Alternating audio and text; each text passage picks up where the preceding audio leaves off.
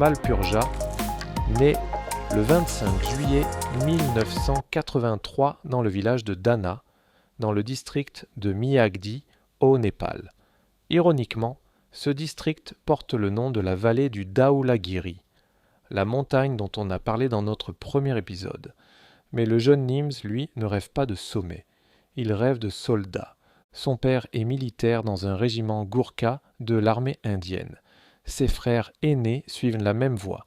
Les Gourkhas, pour ceux qui ne connaissent pas, ce sont ces soldats népalais recrutés depuis des siècles par les armées britanniques et indiennes, réputés pour être parmi les combattants les plus redoutables et les plus loyaux au monde. Entrer dans cette brigade, c'est une question d'honneur familial. C'est le rêve de Nims depuis l'enfance. En 2003, à 18 ans, il réalise ce rêve. Il rejoint la brigade des Gurkhas de l'armée britannique. Commence alors une carrière militaire de 16 ans, dont personne, pendant longtemps, ne connaîtra les détails. Et pour cause. Après 6 ans chez les Gurkhas, Nirmal Purja franchit un cap que personne avant lui n'avait franchi. En 2009, il intègre le Special Boat Service, le SBS, l'unité des forces spéciales de la Royal Navy britannique. Il devient le premier Gurkha de l'histoire à rejoindre cette unité d'élite. Le SBS, c'est l'équivalent des Navy Seals américains. Raids d'infiltration, opérations classifiées, environnement extrême, froid, mer, altitude, Nims y devient spécialiste des opérations en conditions hivernales et en haute altitude. Autrement dit, son corps apprend à fonctionner là où la plupart des gens s'effondrent. Il passe 10 ans dans cette unité.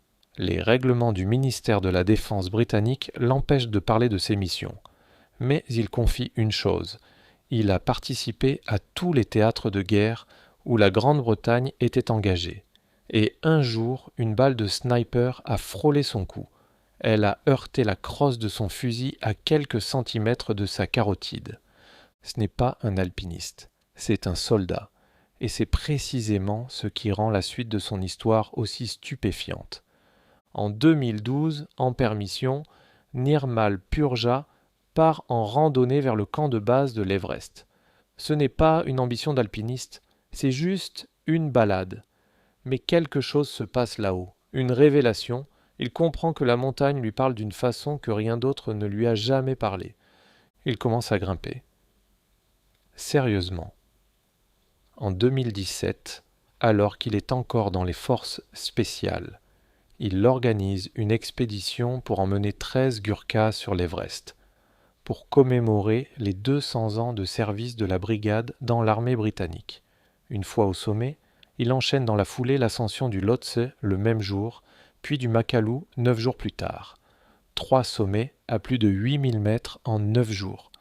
2 records du monde d'un coup. C'est à ce moment-là que l'idée germe. Une idée folle. Une idée qui va changer l'histoire de l'alpinisme. En 2018, Nirmal Purja prend la décision la plus difficile de sa vie. Il quitte l'armée. Il refuse même une invitation surprise à rejoindre le SAS, le Special Air Service, l'unité la plus célèbre des forces spéciales britanniques. Il démissionne, renonce à sa pension militaire, qu'il décrit lui-même comme un montant qui change une vie, pour se consacrer à un projet que tout le monde autour de lui juge irréalisable.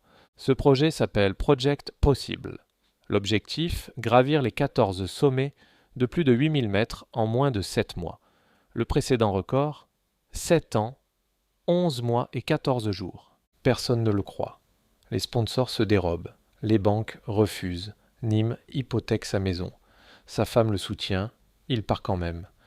Le 23 avril 2019, Nirmal Purja commence son marathon himalayen par l'Annapurna.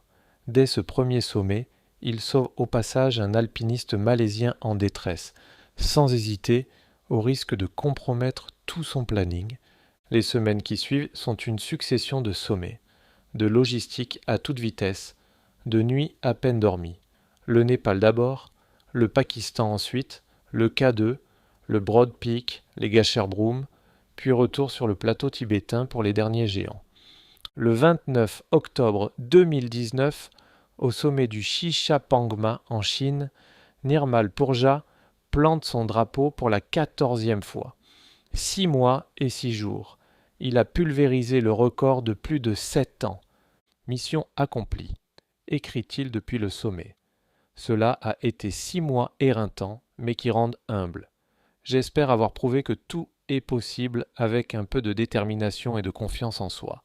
Reinhold Messner, la légende italienne, premier homme à avoir gravi tous les 8000, salue une réussite unique de l'alpinisme.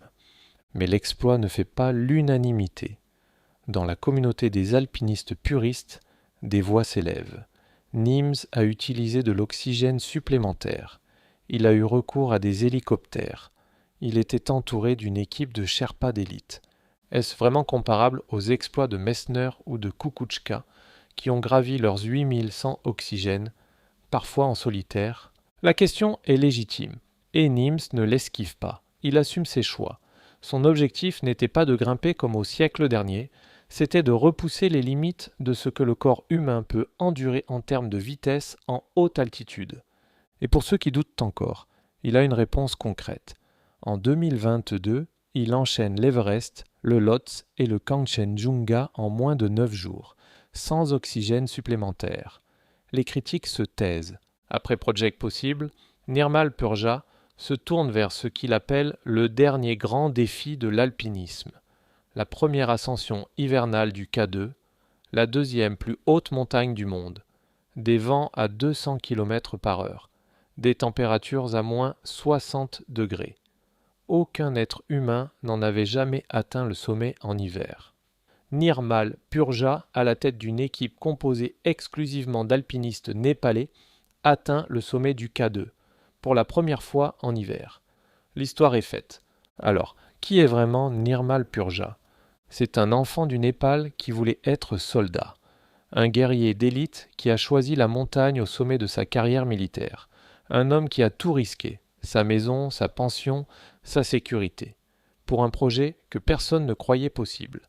Un alpiniste qui divise autant qu'il fascine, et quelqu'un qui, à chaque fois qu'on lui a dit non, a répondu par un sommet de plus. Sa devise ? Toujours un peu plus haut. C'était Outwild, et la prochaine fois, on part sur une autre expédition légendaire. Si cet épisode vous a donné envie d'aller voir là-haut ce qui se passe, abonnez-vous et partagez à quelqu'un qui a besoin d'un peu d'altitude dans sa vie. À bientôt.